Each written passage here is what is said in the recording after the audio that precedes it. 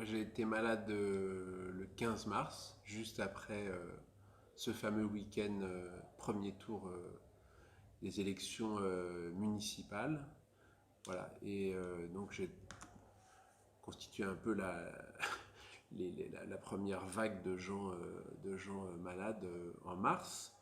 Et donc oui, en tout cas, ce que je vois, c'est que c'est quand même, j'ai eu une forme, disons, grave à la maison. J'ai pas été hospitalisé, j'ai pas été intubé, donc je fais quand même partie de ceux qui s'en sont bien tirés, mais j'ai été quand même très, disons, gravement malade chez moi.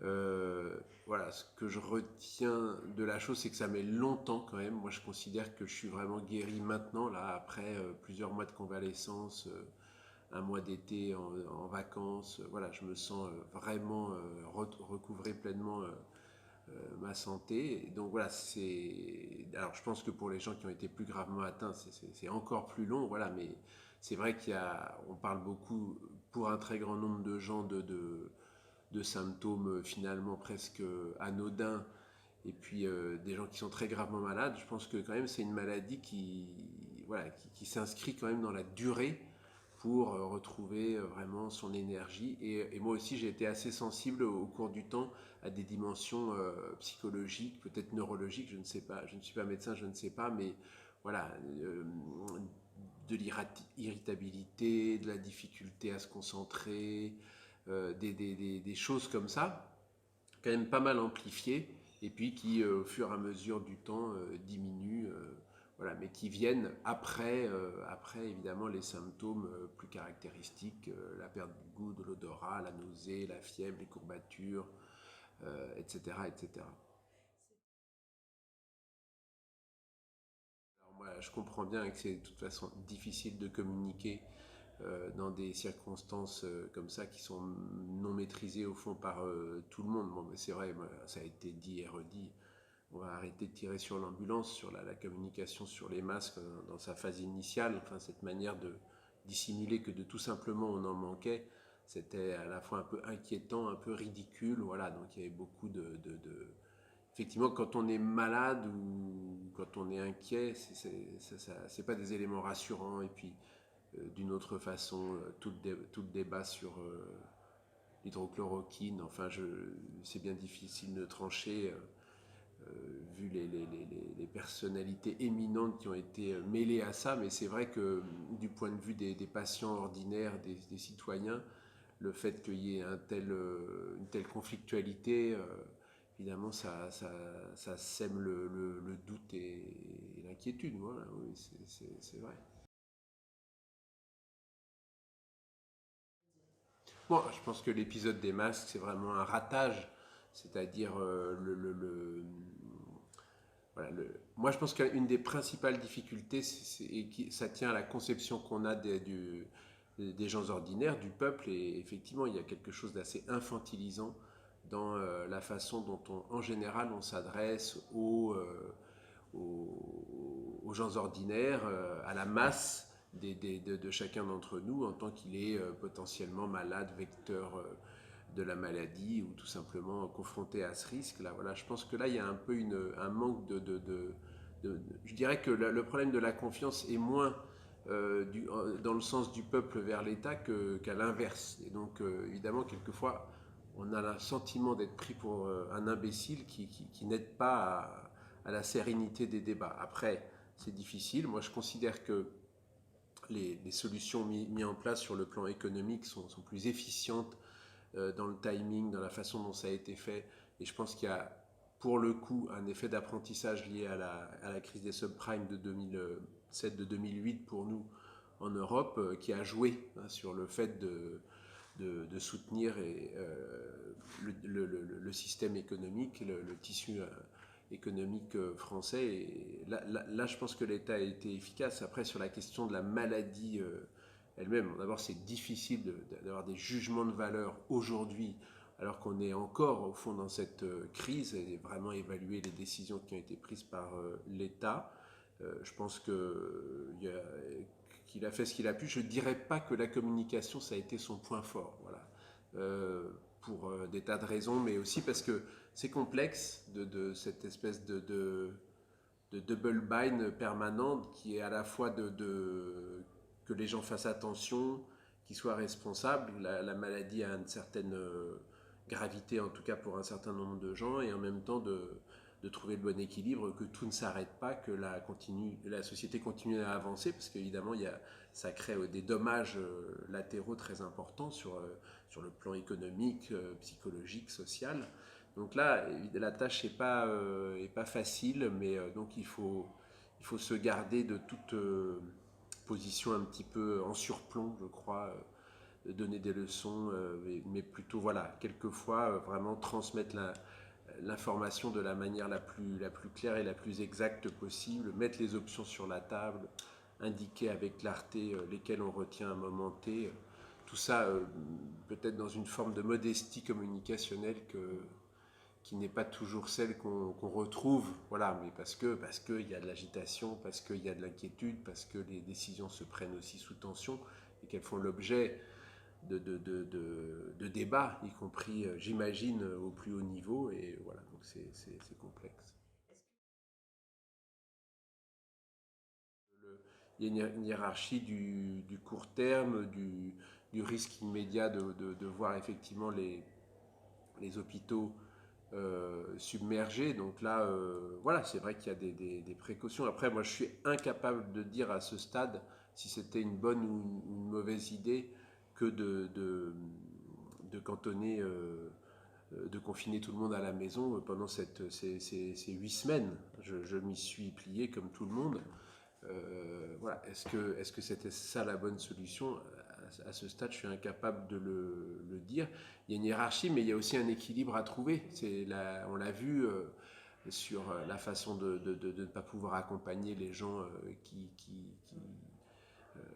qui sont décédés pendant cette période, loin de leur famille, les difficultés de vie que ça entraîne chez les personnes âgées dans leur relation avec leur famille, tous les problèmes que ça pose en termes d'éducation pour les enfants qui se sont trouvés de fait déscolarisés, les effets d'accentuation d'un certain nombre de problèmes par la pandémie. Et voilà, ils sont assez évidents. Je crois qu'il y a un moment de crise où effectivement la question sanitaire domine, mais après il faut évidemment trouver des équilibres et une manière de continuer à vivre. Donc c'est ça qui est difficile, c'est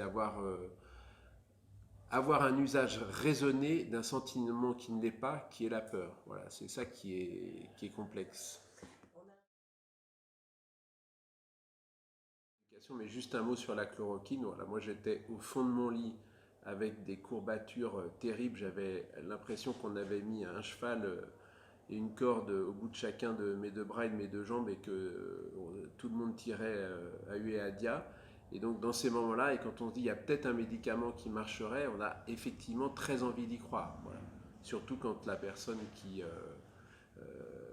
le médecin qui indique que ça peut être une solution est bardé d'honneur et de diplôme.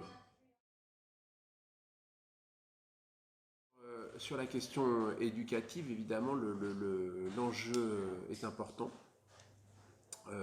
Voilà, les gens qui ont plus propension que les autres à décrocher se sont trouvés privés évidemment de ce cadre, de ce recours essentiel, enfin de ce lieu de formation et d'émancipation qu'est l'école. Donc ça, c'est un enjeu. Après, on est, comment dire, oui, je pense que ça crée des effets presque à l'échelle d'une génération, en tout cas des jeunes qui ont fait cette expérience de plusieurs mois d'inactivité et qui ont pu se trouver très mis à distance. Après, la solution, elle est de se dire, apprenons de ces moments-là. Il y a aussi un certain nombre de choses qui se sont mises en place, des formes de soutien, le rôle évidemment des échanges digitaux qui s'est vu augmenter et comment dire, et vis-à-vis desquels les Français se sont familiarisés d'une façon extraordinaire.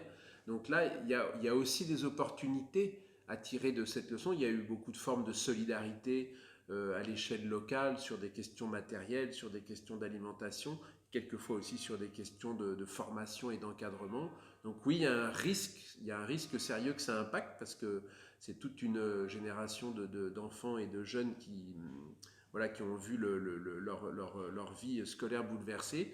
Il y a aussi l'opportunité de fonctionner différemment, de revoir un peu nos priorités, de revivifier cette idée aussi de solidarité qui est au cœur de la République au vu de ces difficultés. Voilà comment permettre que cette pandémie qui nous touche tous, au final, elle ne se fasse pas au détriment de certains qui paieraient plus que d'autres le prix. Et c'est vrai qu'elle a un rôle d'accentuation, me semble-t-il, des inégalités ou des difficultés.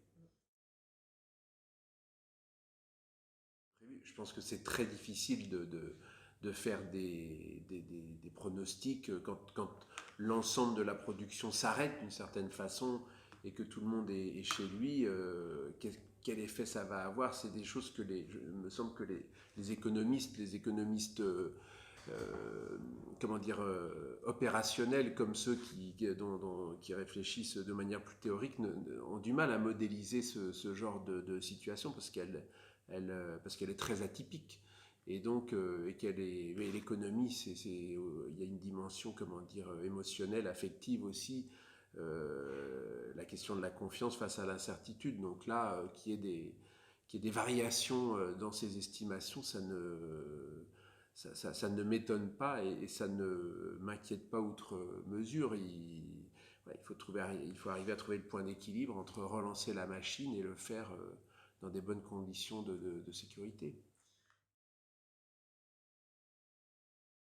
Oui, mais ça c'est aussi une leçon importante de la crise qui a même d'une certaine façon concouru à la désignation de notre actuel Premier ministre, dont c'est un des traits, c'est pas le seul, c'est d'être ancré dans les régions, dans sa région, et d'avoir une sensibilité particulière de ce point de vue-là, comme son accent est chargé de le démontrer.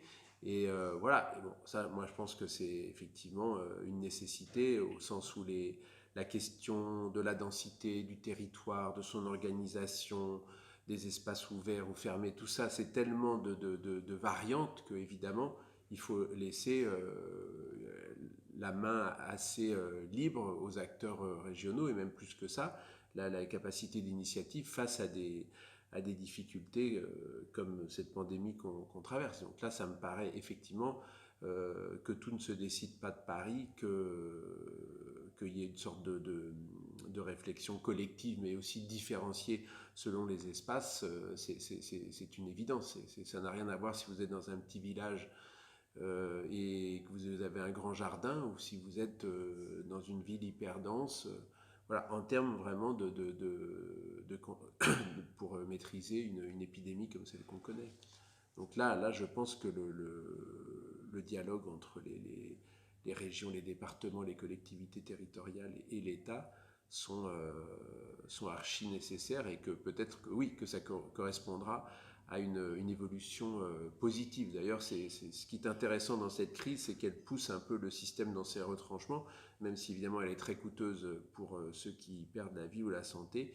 Et il faudra savoir tirer le son de tout ce qu'on aura appris dans ce moment-là pour être capable de le mettre en œuvre dans des temps moins tendus et plus propices. C'est peut-être un des défis qui serait celui de cette fin de quinquennat, c'est-à-dire être capable non seulement d'enjamber cette crise pandémique et tous les effets qu'elle a eu sur la société, mais aussi d'en tirer le son et de faire avancer la société, non pas simplement au-delà de ce traumatisme, mais aussi à travers lui, si vous voulez, si vous sentez la nuance. Évaluer par exemple le quinquennat d'Emmanuel Macron sur la capacité qu'il aura eu à affronter cette crise, oui, certainement on va le faire, mais comme la situation est très peu comparable, est-ce que quelqu'un d'autre aurait fait mieux ou moins bien? Voilà. Par contre, faire quelque chose de ce moment-là pour créer une dynamique collective au sein de notre démocratie, oui, ça, ça serait un très beau défi. C'est-à-dire pas seulement remettre la machine économique en marche et évidemment cantonner le risque épidémique qui d'ailleurs peut se reproduire, ce qui serait déjà effectivement des objectifs évidemment essentiels, mais arriver à ce que ça soit presque un facteur de progrès que d'avoir traversé ensemble ces difficultés. Ça, c'est, me semble-t-il, le véritable enjeu de ce quinquennat, d'ailleurs sur lequel d'autres acteurs prendront évidemment, en compétition avec la majorité actuelle, ces acteurs-là, ils prendront position là-dessus et ça sera... Je pense que plus que le bilan de la façon dont la crise aura été abordée et éventuellement maîtrisée, ça sera les leçons et qu'est-ce qu'on entend faire d'un moment comme ça que les Français ont vécu collectivement, mais non pas également, parce qu'évidemment, on l'a bien vu, c'est pas du tout la même chose d'être confiné dans X mètres carrés avec beaucoup d'enfants et d'avoir, je sais pas quoi, la chance d'avoir une maison à la campagne, un grand jardin. Donc il y a des tas de différences et en même temps une expérience vécue collectivement. Là, je crois qu'il y a un enjeu politique évidemment majeur. Est-ce que la crise elle-même sanitaire et économique laissera le temps au pouvoir actuel de penser cela, de donner des directions? C'est en tout cas un de ces défis.